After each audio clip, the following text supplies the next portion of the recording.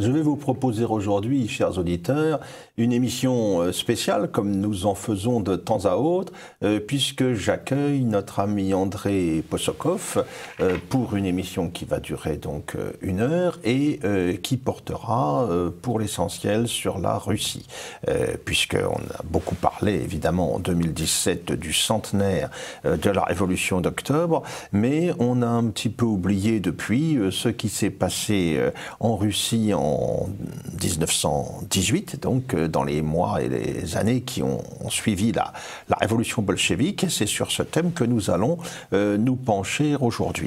Alors merci André Possokov de nous avoir rejoints, mais avant que nous n'abordions la Russie à proprement parler, je crois que vous vouliez évoquer un autre anniversaire, un bicentenaire celui-là, celui de la naissance d'un personnage qui a pesé lourd dans l'histoire de l'Europe contemporaine, puisqu'il s'agit de Karl Marx. Exactement. Oui, nous sommes en plein marxophilie, puisque un hommage a été rendu à Marx pour le bicentenaire de sa naissance, en 1818, à Trèves, pas très loin de chez nous, hein, une ville sur le Rhin.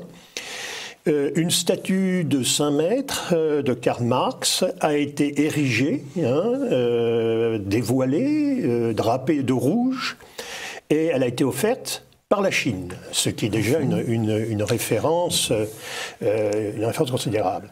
Et nous avons vu à cette époque-là, au cours du premier semestre 2018, des émissions sur Arte, nombreuses, et qui sont d'une congruité, d'une complaisance, pas toujours, mais d'une quand même grande complaisance à l'égard de Karl Marx. Mais surtout, ce qui est frappant, ce sont les hommages rendus par 3 personnes que je voudrais souligner. Tout d'abord, Juncker, le président de la Commission européenne, président de la Commission européenne, c'est-à-dire de l'UERSS. Il n'était peut-être pas à jeun ce jour-là, remarquez, connaissant du personnage.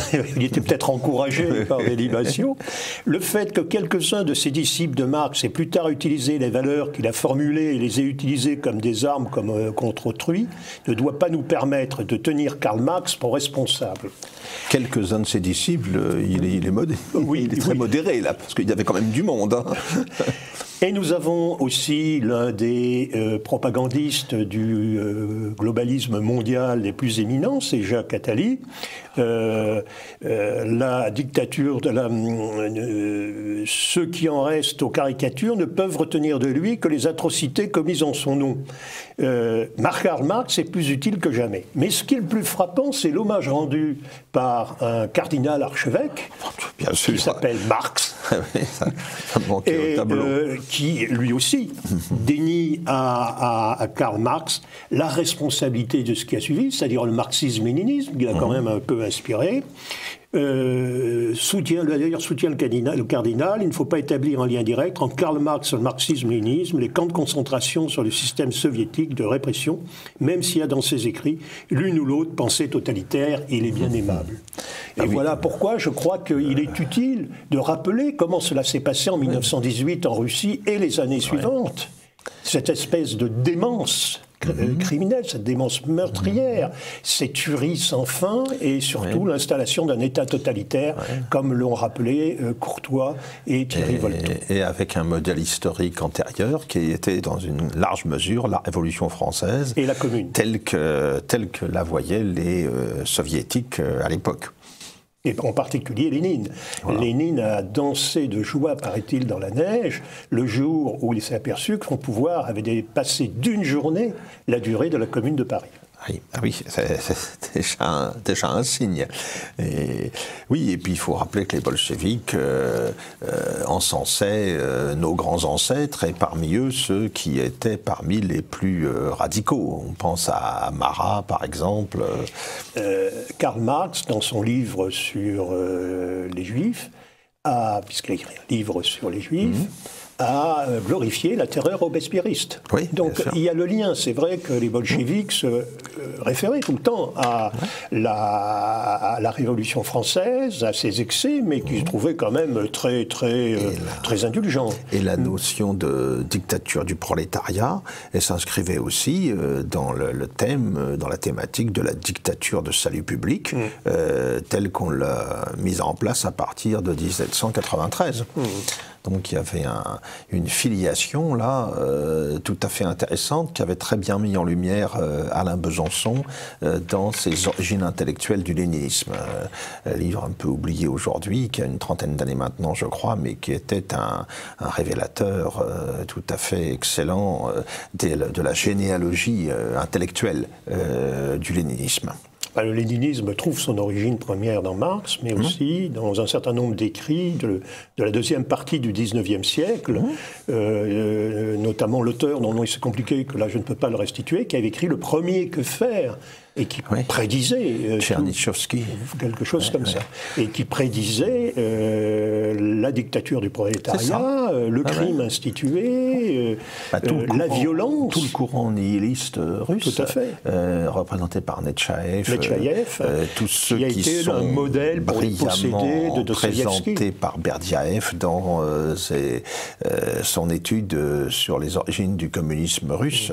Il y a un socle idéologique, bien sûr, qui ne se résume pas à l'héritage français, révolutionnaire ou communard, mais aussi tout l'héritage nihiliste, terroriste, qui a quand même été un élément très marquant de l'histoire politique russe du dernier tiers du XIXe siècle, en fait.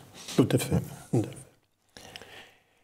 Donc, il est indispensable, étant donné ces louanges adressées à Marx, de rappeler ce qu'ont pu faire ses élèves après le coup d'État de 1917, la prise du Palais d'Hiver, qui d'ailleurs a été pratiquement sans un coup de feu, contrairement au film des Einstein.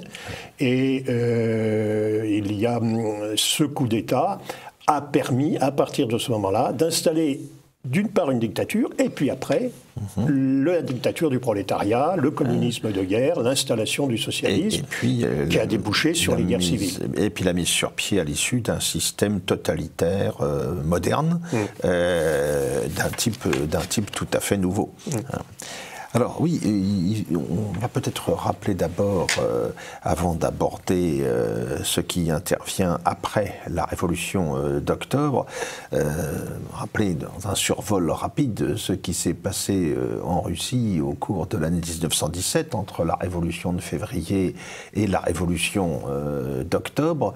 On le sait, février 1917, la Russie connaît d'énormes difficultés, les défaites se sont accumulées au front, les pertes sont très lourdes, la situation économique est mauvaise, l'alimentation des villes laisse à désirer parce que tout le réseau de chemin de fer est mobilisé pour le front. Et face à cette situation, on voit bien que le pouvoir tsariste, à l'évidence, n'apparaît pas à la hauteur. Oui.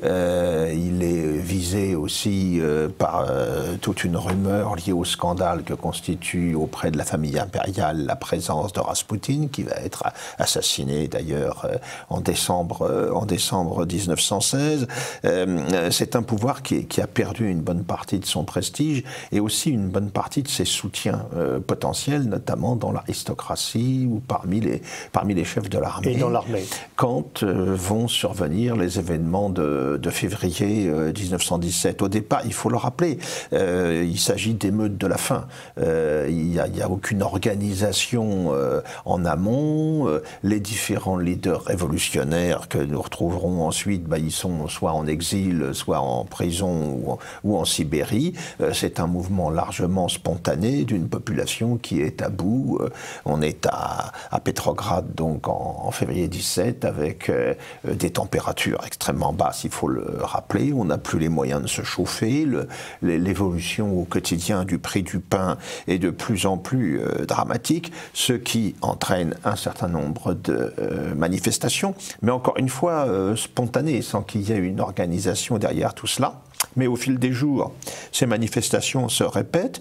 Elles avaient vocation à s'essouffler plus ou moins fatalement, mais à un moment donné, le tsar décide d'en finir, de réprimer les manifestations, résultat des victimes, résultat une radicalisation du mouvement qui se trouve relancé, et surtout à un moment, c'est qu'une partie des forces de l'ordre, si on peut les appeler ainsi, qui va mettre la crosse en l'air et qui va passer du côté des manifestants. Et là, on bascule dans une véritable insurrection. Le résultat politique de tout cela, eh bien, ça va être l'installation d'un gouvernement provisoire issu de la Douma, issu du Parlement, avec des éléments d'opposition, le prince Lvov, le libéral, Kerensky, un socialiste populaire. Mais en parallèle avec ce gouvernement provisoire, qui prend tout de suite un certain nombre de décisions importantes sur le plan politique, qui annonce la réunion d'une assemblée constituante pour le mois d'octobre, donc à une date très, très lointaine. À côté de ce gouvernement provisoire, on voit se mettre en place une structure parallèle. D'abord à Petrograd, c'est le Soviet, un conseil d'insurgés, soldats et ouvriers, qui va localement exercer les responsabilités du pouvoir, une sorte de municipalité révolutionnaire. Et ce Soviet de Petrograd, il va faire des petits dans toute la Russie. Il y en aura 20 000 à la fin de l'année 1917, dans les usines, dans les casernes, dans les municipalités, dans les localités, chez les paysans. Ce qui fait qu'on va avoir une sorte de double pouvoir pendant toute cette année 1917 entre un gouvernement provisoire issu de la Douma qui veut installer une nouvelle légitimité avec en point final l'élection d'une assemblée constituante et à côté de cela des soviets qui exercent le pouvoir réel localement mais qui n'ont pas de projet véritablement cohérent, qui ne sont pas dirigés par une volonté commune. C'est là, ça va être tout le rôle de Lénine, justement, de changer cette situation. En effet, au début du mois d'avril 1917, Lénine, qui était en exil en Suisse, rentre en Russie. On connaît l'épisode du fameux train jouissant d'un privilège d'extraterritorialité qui traverse l'Allemagne pour gagner le Danemark puis la Suède. Et début avril, Lénine arrive à Petrograd. Il faut rappeler qu'à ce moment-là, Lénine, il est parti depuis plus de 15 ans de Russie. Il est largement inconnu de l'opinion. Et le parti ou la tendance qu'il représente, les bolcheviks, qui se sont constitués à l'intérieur du Parti social-démocrate de Russie, ça ne représente qu'une poignée de militants radicaux, certes, qui ont déjà fait leurs preuves. Staline a déjà fait plusieurs séjours en Sibérie, mais ça représente une force tout à fait marginale. Personne à ce moment, en avril, imagine ce qui va suivre. On ne les connaît pas d'ailleurs, ces bolcheviks. On le voit à travers la presse française où on les appelle maximalistes. Oui. C'est le terme utilisé. Enfin, toujours est-il qu'il arrive à Petrograd donc en avril et tout de suite, il va fixer un certain nombre d'objectifs. D'abord, il y en a un qui va se révéler essentiel, c'est faire la paix, sortir de la guerre. On avait vu comment en 1914 les différents partis socialistes partout en Europe s'étaient ralliés à l'Union sacrée. Alors Lénine s'en était indigné. Exilé en Suisse, il avait tenté d'organiser des conférences internationales pour tenter de lancer une nouvelle internationale socialiste issue à la guerre, avec un succès très, très limité d'ailleurs. Mais quand il rentre en Russie, il perçoit bien que vu l'ampleur des souffrances endurées par la population, le slogan « paix immédiate » va forcément rencontrer un écho. Et il va être le seul à tenir ce discours, puisque le gouvernement provisoire avait décidé de rester fidèle à l'entente, de continuer la guerre aux côtés de ses alliés. Ça, c'est un premier point. Et deuxième point, Lénine lance formule un autre objectif. Il réclame que tout le pouvoir revienne aux soviets. Tout le pouvoir revienne aux soviets. Il ne veut pas, lui, d'une assemblée constituante telle que la prévoit le gouvernement provisoire, parce qu'il devine que cette assemblée constituante, elle va envoyer des députés, elle va être composée, de députés qui vont être globalement des modérés, acquis sans doute à une monarchie constitutionnelle, peut-être à une république parlementaire sur le mode occidental. Il a en tête un certain nombre d'exemples, de modèles. Songeons à ce qui s'est passé en France en 1848, par exemple. Hein. On a un Paris révolutionnaire qui est l'avant-garde du mouvement, et puis derrière, on fait voter les gens au suffrage universel, et on a une France résolument conservatrice qui en sort, ce qui nous entraîne quelques années plus tard au coup d'État du 2 décembre et à l'instauration du régime du Second Empire. Donc il ne veut pas d'un appel ainsi au suffrage universel, il pense, lui, que c'est une minorité agissante qui doit conduire le processus révolutionnaire, minorité qu'il confond avec son parti bolchevique, et ce parti bolchevique organisé d'une manière quasiment militaire, c'est ce qu'il avait expliqué dans son petit opuscule « Que faire » en 1902. Le deuxième « Que faire ». Voilà, eh bien, ce parti révolutionnaire, il était particulièrement bien préparé pour prendre le contrôle des soviets, avec des militants aptes à prendre la parole dans les assemblées générales, aptes à prendre des responsabilités locales dans un certain nombre d'activités indispensables. Il avait perçu tout le potentiel révolutionnaire qu'il y avait dans ces soviets. Et donc, il réclame la paix immédiate, tout le pouvoir aux soviets. C'est ça l'essentiel des thèses d'Avril. Et il va aller sur le terrain, multiplier les réunions, les meetings, etc. C'est un bon orateur en plus. Et petit à petit, dans la capitale, son audience va grandir. Son discours rencontre un écho dans la population. Il n'y a pas que le sien, il y a aussi celui de Trotsky. Alors Trotsky qui rentre en mai, il était en exil aux États-Unis, lui. Trotsky qui va venir effectivement donner un coup de main supplémentaire au parti bolchevique, qui n'était pas lui du parti bolchevique, qui venait d'un groupe révolutionnaire juif qui s'appelait le Bund, mais qui s'est retrouvé de fait l'allié des bolcheviks et qui a joué un rôle évidemment décisif en 1917. Alors, tout cela correspondait à des progrès certains du courant bolchevique, mais essentiellement à Pétrograd, dans la capitale. Et là, Lénine va réaliser un certain nombre d'opérations qui vont se révéler particulièrement payantes. En juin, il y a un congrès général de l'ensemble des soviets de Russie qui se réunit à Pétrograd.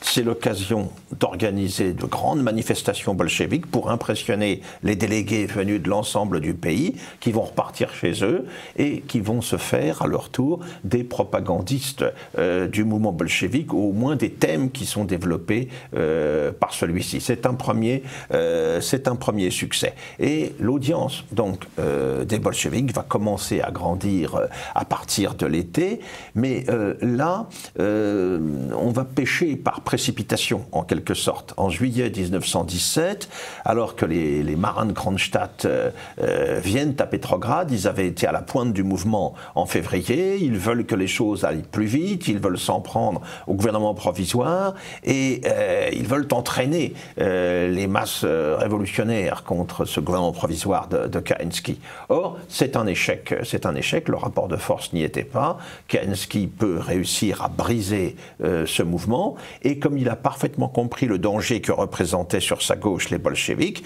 on va se lancer dans une répression anti-bolchevique sévère. Lénine est obligé de se réfugier en Finlande, il devient clandestin, il met une perruque qui se rase la barbe, etc.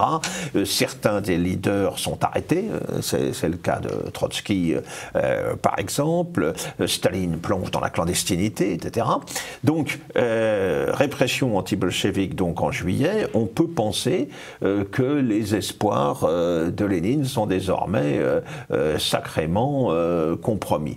Mais les bolcheviks vont réussir à rebondir parce que Kerensky, qui a eu chaud dans cette affaire, veut réunir à Moscou, et pas à Pétrograd, pour pas être sous la pression de la rue, il veut réunir à Moscou une conférence d'État avec des délégués des zemstvo, les municipalités qui existaient à l'époque tsariste. Et il veut que cette assemblée intermédiaire, en quelque sorte, lui donne une caution pour continuer à gouverner dans le sens qu'il souhaite.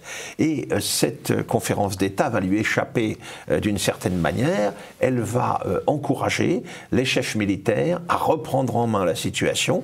Hein, c'est ce qu'on va appeler le putsch de Kornilov au cours du mois d'août. Mais face à cette tentative des militaires de reprendre le contrôle, les bolcheviks vont se mobiliser, paralyser le trafic ferroviaire, vont libérer Trotsky. On va constituer en catastrophe une garde rouge pour défendre les acquis de la révolution. Et ce putsch se termine sur un échec complet. Ce qui fait qu'à partir de ce moment, en septembre, Kerensky et son gouvernement provisoire se trouvent désormais isolés, pris entre deux feux. D'un côté, ils ne peuvent plus compter sur la droite, puisqu'on vient d'écraser la tentative de putsch de Kornilov, et ils ont tout à craindre, de l'autre côté, à gauche, d'une poussée bolchevique qui se fait de plus en plus précise. Et là, Lénine voit bien toutes les opportunités qui se présentent, au moment où, en plus, après la prise de Riga, les Allemands menacent directement Petrograd. Et là, c'est au nom même du patriotisme, de la défense de la capitale contre les Allemands, que les bolcheviks obtiennent la création d'une milice, d'une garde rouge qui va se défendre, qui est censée défendre la ville, donc ce qui va aboutir à l'armement des milices révolutionnaires, ce qui fait que Lénine met en place en quelque sorte un rapport de force qui désormais est appelé à lui devenir favorable par rapport au gouvernement provisoire. Et là, il y a deux dates qui vont conditionner la suite des événements. D'une part, il y a la perspective des élections à l'Assemblée constituante à la fin du mois d'octobre. Il faut agir avant, car ensuite c'est l'Assemblée constituante qui aura la légitimité. Hein, et puis Lénine ne se fait aucune illusion, contrairement à certains de ses camarades, ce ne sont pas les bolcheviks et la ligne qu'ils défendent qui seront majoritaires. Bon, donc il faut agir avant, hein, prendre le pouvoir avant.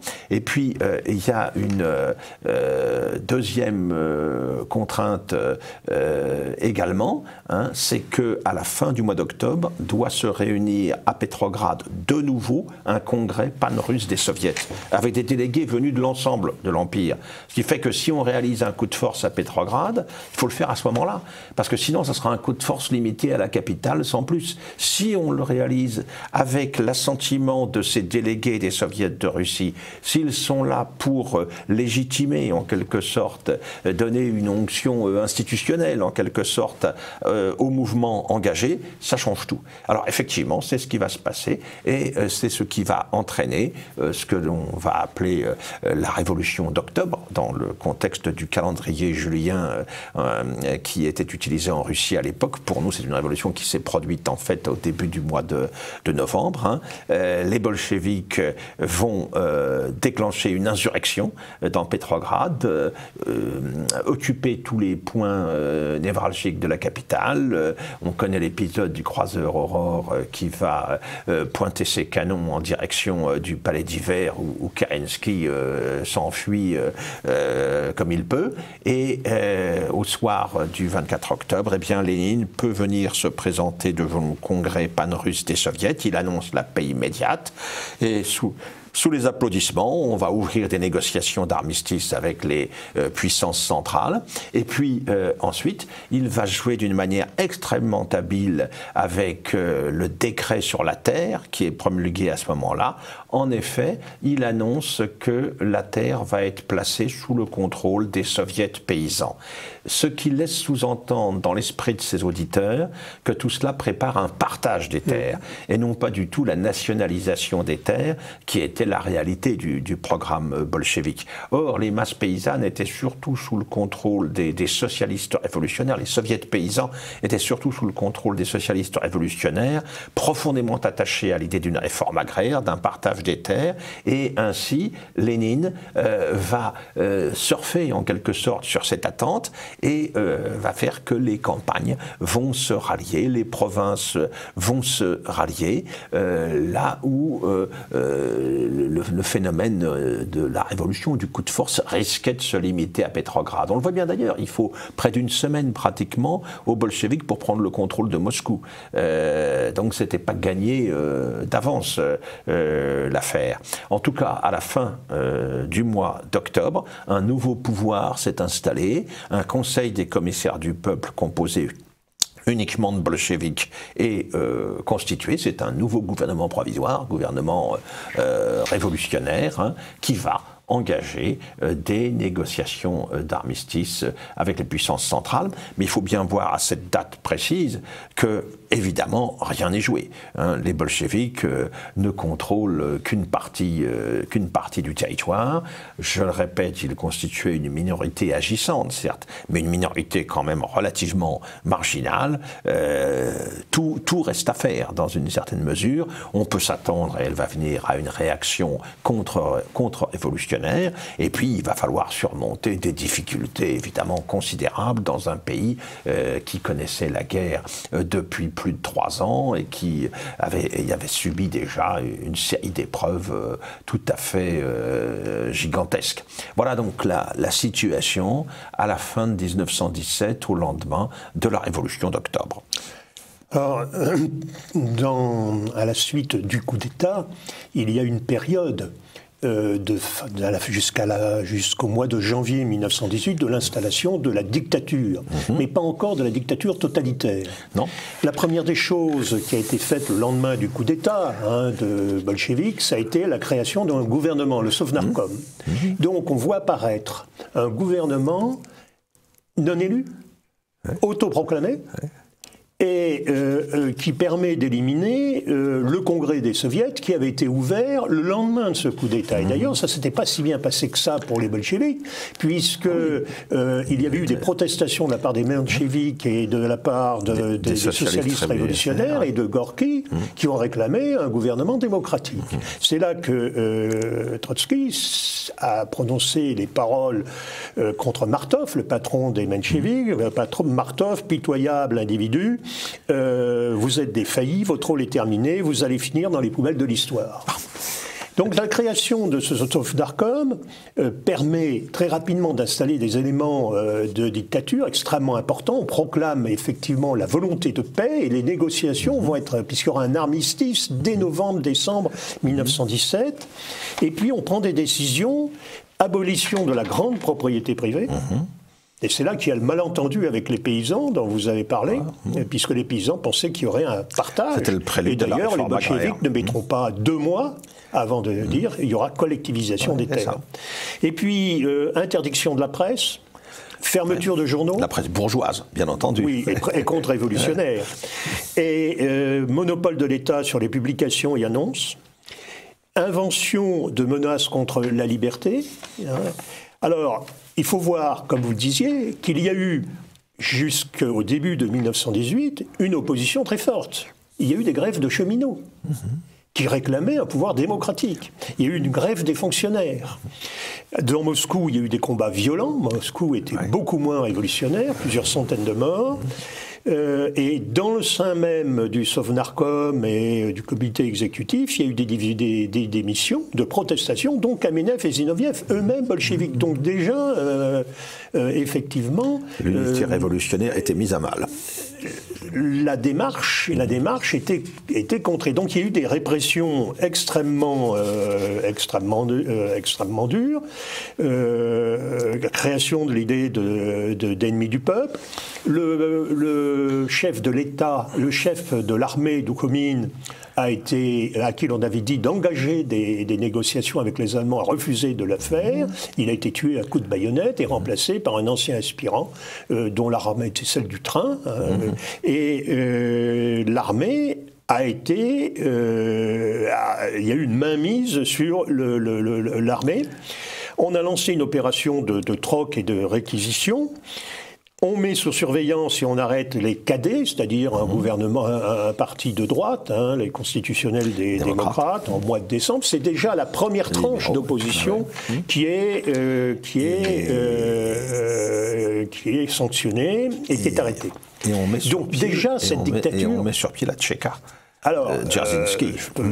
On met la Tchéka et on crée l'armée rouge aussi. Je vais trop vite, là, peut-être. Oui, mais cela relève plutôt de la suite, c'est-à-dire de 1918. Parce que dans cette tranche de temps entre le coup d'État et janvier 1918, il y a eu l'affaire des élections. Et ça, c'est extrêmement important. Il y a eu des élections pour la constituante. Et ces élections ne se sont pas si mal, malgré les désordres russes, si mal passées que ça. Et ça a été un échec, suffrage universel. Ça a été un échec cinglant pour les bolcheviks. Les socialistes révolutionnaires ont eu 40% des votes et les bolcheviks 24%. Alors, c'est ce qu'avait prévu Lénine d'ailleurs, c'est pour ça qu'il n'en voulait pas. Et d'ailleurs, Lénine réfute le suffrage universel en disant le suffrage universel est contre-révolutionnaire et comme est un subterfuge capitaliste. Vous remarquerez que ces plaidoiries contre le suffrage universel, on les retrouve dans l'Union européenne aujourd'hui au plus haut niveau. Bien sûr. Nos amis globalistes ne se prêchent pas de mettre en garde contre les dérives du suffrage universel. Donc la constituante est repoussée, elle est repoussée à janvier 1910. Donc elle devait se réunir, et les bolcheviks ont tout fait pour que ça ne se déroule pas. Il y a eu des manifestations en faveur de la constituante, et les bolcheviks ont fait tirer par les gardes rouges, et certainement les marins de Kronstadt. Lorsque les délégués de tous les partis sont arrivés, ils ont été filtrés. Ils ont débattu sous la menace de gardes rouges armés. Et puis finalement, dans la nuit, on a fermé la constituante. Et il n'y a pas eu de démocratie en Russie avant 70 ans. C'est la première phase, c'est l'installation d'une dictature, ce n'est pas encore l'installation de l'État totalitaire dont a parlé Courtois, mais État totalitaire qui va très rapidement se mettre en place dès le début de 1918. Mais Lénine avait en tête les expériences françaises de la Seconde et de la Troisième République, où par le fait du suffrage universel, on s'était retrouvé au lendemain d'une crise révolutionnaire avec une assemblée totalement conservatrice, voire réactionnaire. Donc il fallait éviter ça à tout prix. Alors les bolcheviks ont mis en application leur programme de paix. Je pense qu'il faut passer assez vite parce que si ça faisait partie de leur programme, c'est pas un élément essentiel de l'État totalitaire. Oui, mais ça a fait l'objet d'un débat intéressant quand même en leur sein, parce que Lénine va peser tout son poids pour qu'on accepte les conditions allemandes de Brest-Litovsk lors de la signature du traité au début du mois de mars, alors que Trotsky, lui, était déjà dans son idée d'une révolution mondiale imminente. Il pensait que la révolution bolchevique ne serait qu'une première étape, ouvrirait en quelque sorte un effondrement général du système capitaliste, la guerre mondiale se transformant en guerre civile des opprimés contre les oppresseurs. Lénine a été de ce point de vue beaucoup plus réaliste. Et il a été contraint d'être réaliste, parce qu'il avait envoyé une première délégation avec Joffé et Kamenev, qui a complètement échoué. Les Allemands ont négocié en direct avec la Rada ukrainienne qui avait proclamé son indépendance. Les Allemands se sentant en position de force en plus. En plus d'une position de force, parce que l'armée russe était en état de complète décomposition.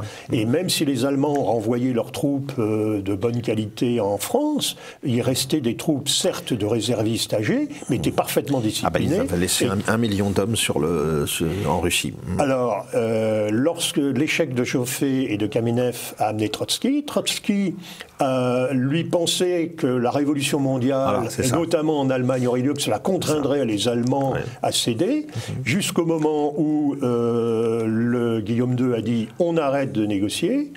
Trotsky a dit « dans ces conditions, l'armée russe n'existe plus et nous ne nous battrons pas ». Et il pensait que les Allemands s'arrêteraient là. À ce moment-là, le général Hoffmann, qui était un général allemand remarquable, a dit, dans ces conditions, l'armistice est arrêté et nous envahissons la Russie.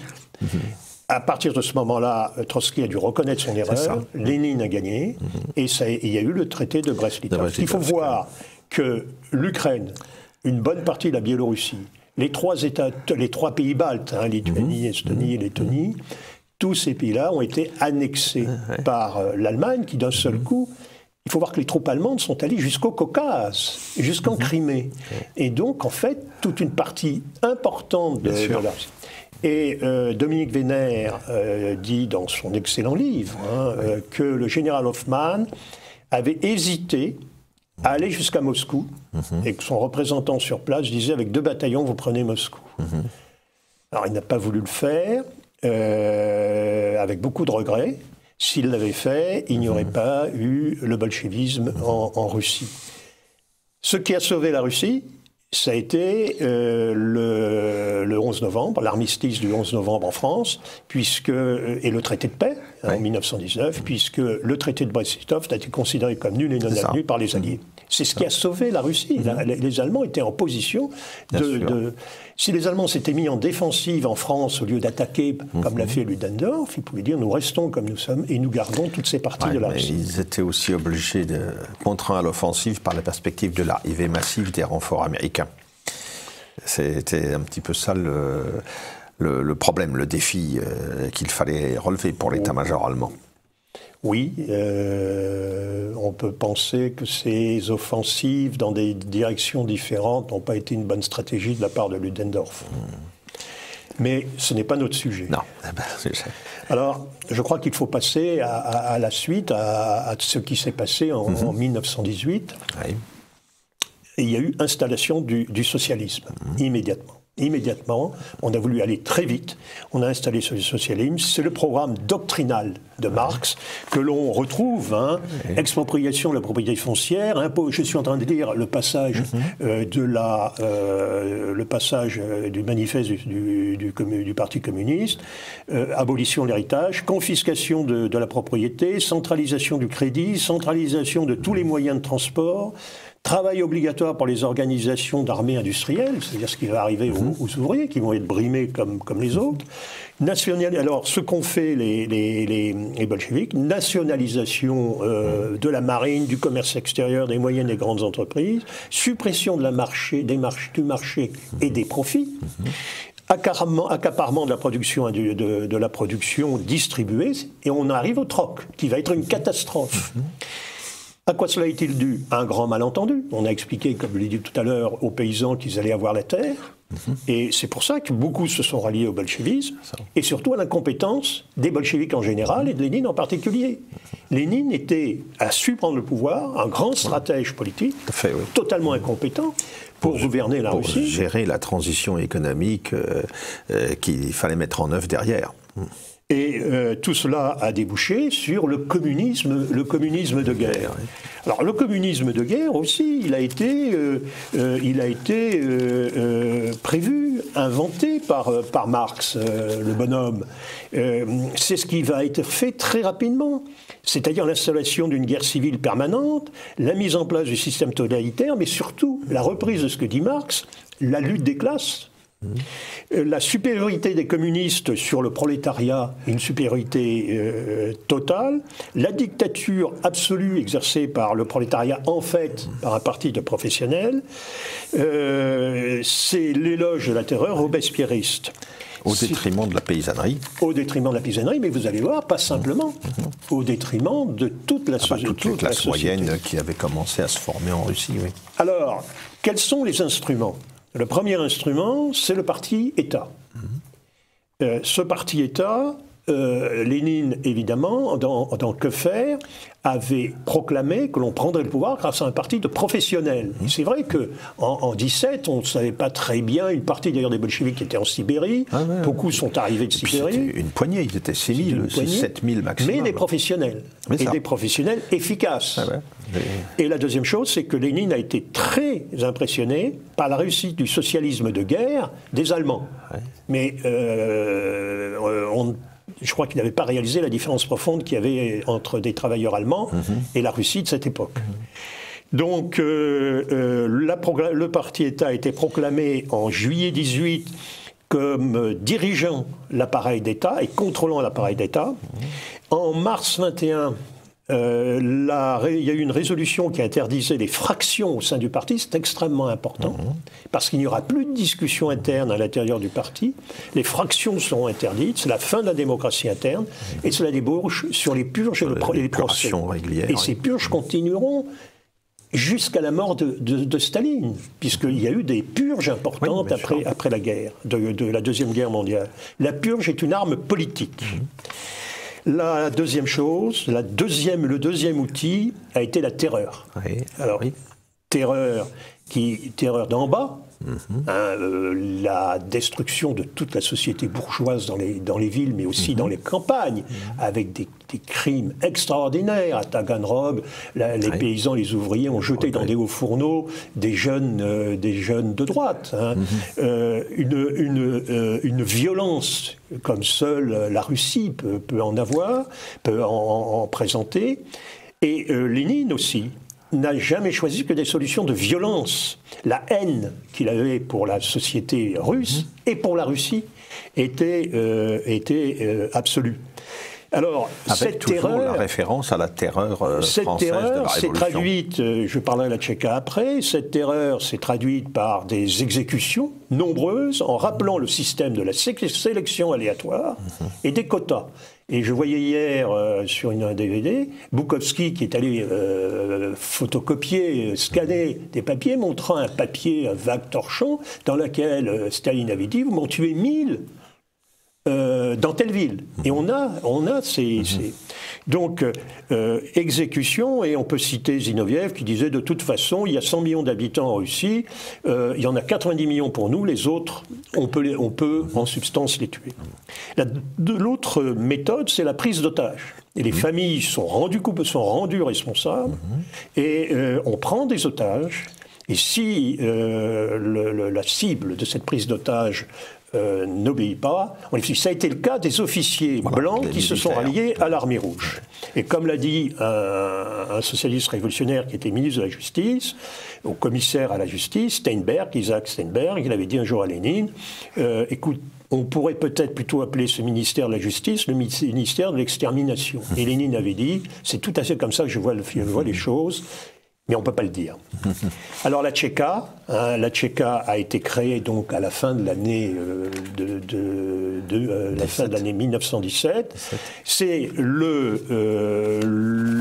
l'organe suprême de la dictature du prolétariat. Il n'y a pas de dictature du prolétariat sans cette police politique que l'on trouvera dans tous les régimes communistes.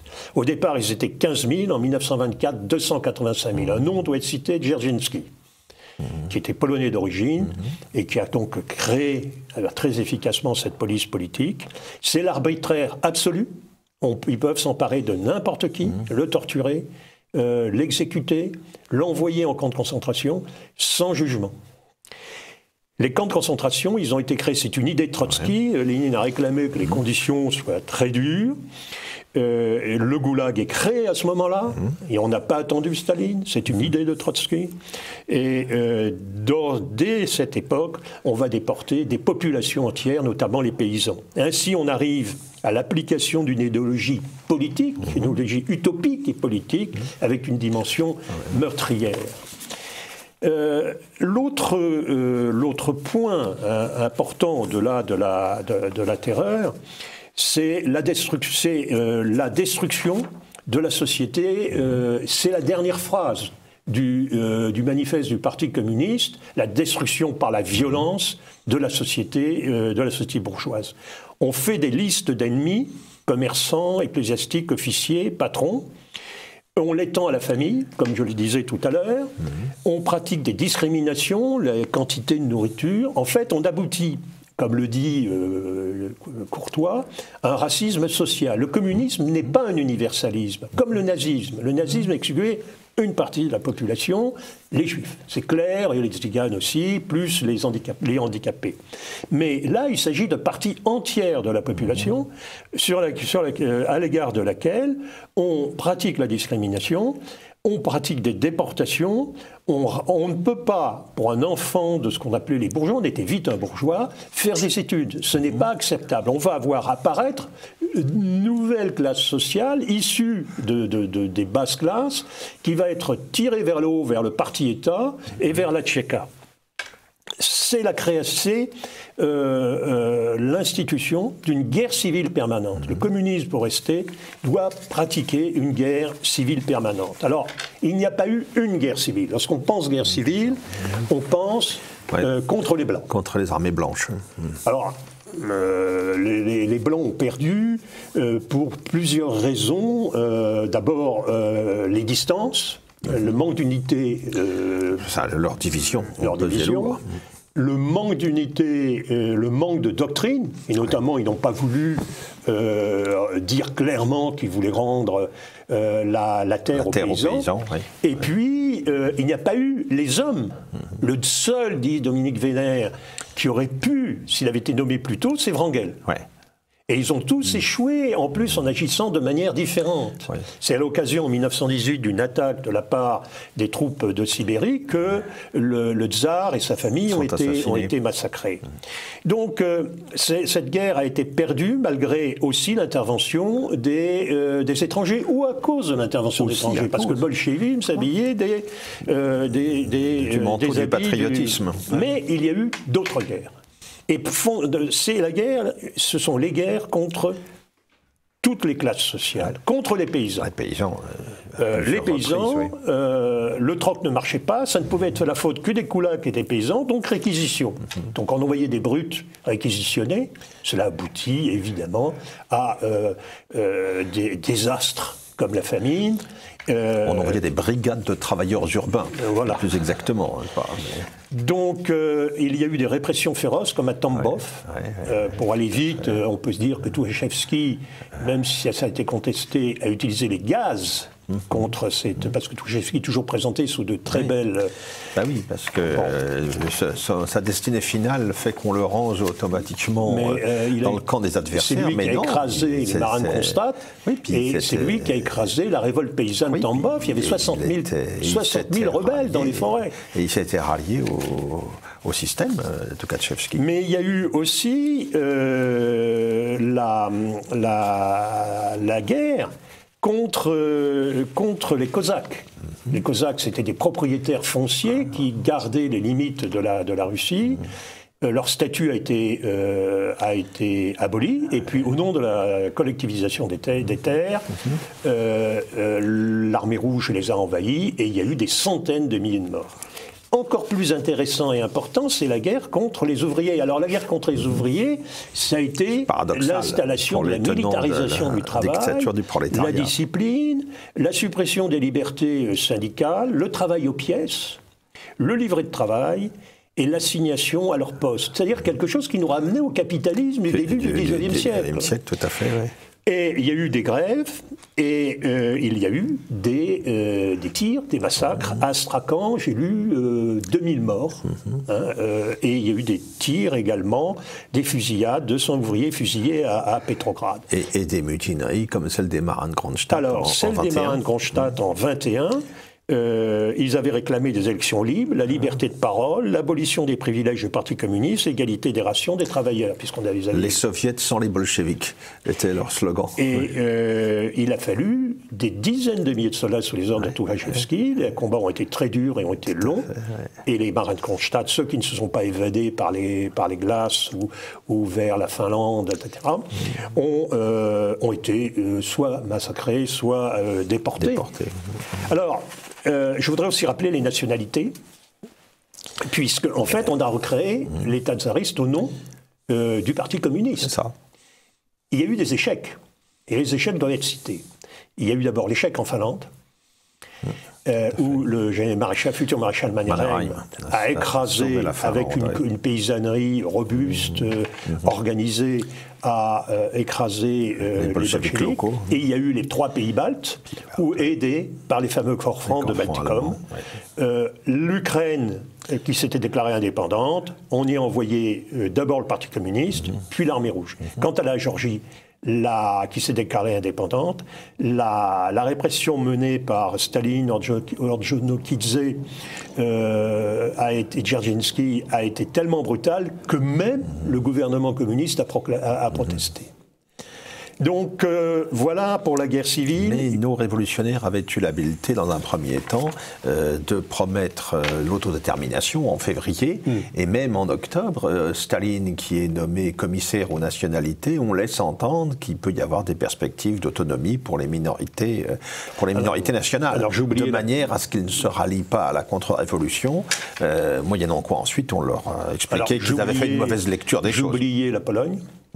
La Pologne a voulu envahir l'Ukraine. L'armée rouge s'est levé contre cette invasion et a repoussé les Polonais jusqu'à Varsovie. C'est là que sont arrivées les missions françaises, et notamment le général Weygand, qui a joué un très grand rôle. Mais il y avait deux armées bolcheviques, et l'une était dirigée par Tukhachevski, et Tukhachevski a été lâché par l'autre armée qui était menée par Staline. Et Tukhachevski a été battu. Il y a eu la paix de Riga qui a fixé les frontières comme celle de 1939. Enfin, il y a eu, je pense qu'il faut en parler, la famine qui a été la conséquence de tout ce qui a été fait, et les maladies, le typhus. Bien sûr, John Reed est mort du typhus. Une famine extraordinaire, qui est la conséquence même de... Au fond, c'était une volonté. Il y avait l'incompétence, mais aussi la volonté. La famine était un instrument politique. On le verra aussi pendant la famine ukrainienne du début des années 30. Et puis la famine en Chine. Alors, cette famine est un moyen d'extermination de masse suite à la collectivisation. Les chiffres sont effarants. 5 millions de morts, à peu près, à cette époque, et 35 millions d'affamés. Au point qu'ils ont fait appel aux Américains, c'est Hoover qui est venu, avec des conditions qui est de libérer les Américains emprisonnés en Russie. Eh bien, ça a aidé 10 millions de personnes à ne pas mourir de faim. Mais ça s'est arrêté, alors c'est en 21-22, et en 22 ça s'est arrêté lorsque les Américains se sont aperçus que les Soviétiques exportaient du blé. Donc, ils leur demandaient d'aider pour d'apporter leur aide pour nourrir les affamés, et ils exportaient pour avoir des devises. Et enfin, il faut rappeler la destruction de l'opposition. La destruction de l'opposition, c'est les partis politiques, ils ont appliqué la politique du salami, c'est-à-dire on découpe en tranches. En novembre 17, les cadets. En avril 18, les anarchistes. En juillet 18, les socialistes révolutionnaires de gauche, parce qu'il y a eu des attentats. C'est là que Lénine a eu un attentat. Lénine, de Fanny Royd-Kaplan. Et puis l'ambassadeur allemand von Mirbach. Et il y a eu des soulèvements de socialistes révolutionnaires. Il y a eu donc Kronstadt, et puis surtout, à partir de la base de la famine, il y a eu la lutte contre l'Église et contre les intellectuels. Je finirai là-dessus. 80% de la classe intellectuelle russe ont disparu, morts ou en exil. Et il y a eu... La révolution à cette période a fait 11 à 12 millions de morts, 5 millions de famines, 3 millions de maladies, plus les exécutions, et on arrive à ce chiffre. Tel est le bilan, un bilan économique et humain désastreux. Tout ça qui venait s'ajouter en plus aux pertes de la guerre. 3 millions, Alors, donc, merci beaucoup pour ce survol implacable des débuts du communisme. Je crois qu'il était tout à fait utile de rappeler cette période, puisque nous arrivons là maintenant au centenaire. Tout à fait. Nous sommes dans le centenaire de 1918. C'est une histoire que nous retrouverons sans doute bientôt, puisque après le communisme de guerre, il y aura cette période intermédiaire de la nouvelle politique économique, qui est également riche en événements. Nous aurons l'occasion d'y revenir. Mais la terreur a continué sous la nette. Bien sûr, et sous Staline derrière. Et encore pire sous Staline. Merci.